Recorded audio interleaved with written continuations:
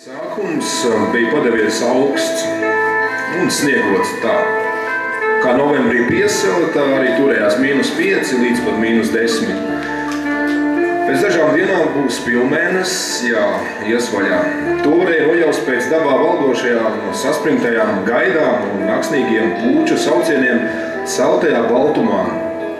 Tās skanēja tā un stipri. Un Dacei ir raksturīgi tas, ka viņa raksta daudz, viņai ir grazna valoda, un visu laiku, tā kā viņa to dara, viņas romānā ienāk tā dzīvā dzīve, dažādas atskaņas tur, kas notiek ar deputātu, kad viņš šit kā ir zaudējis amatu, un viņam nebūtu jābūt bagātam, bet viņš tāds ir, vai kāds ir iekritis kredīta saistībās, un tas starp citu, visa tā vide, viss, kas notiek krīzes gadi, un jau tā kā pagājuši, vai pagājuši.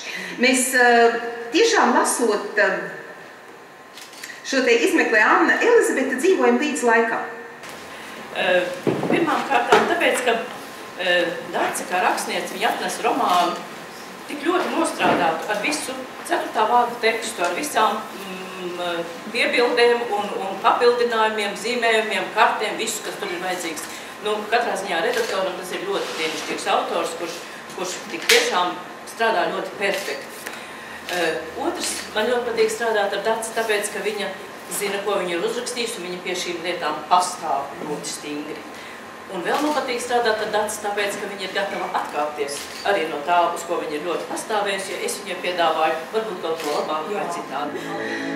Zvaigžņu daudz naktīs redziet jūs, lielas, mazākas, vienmēr būs, un ja kāds spēs tās uzklausīt, katrai būs daudz ko pastāstīt.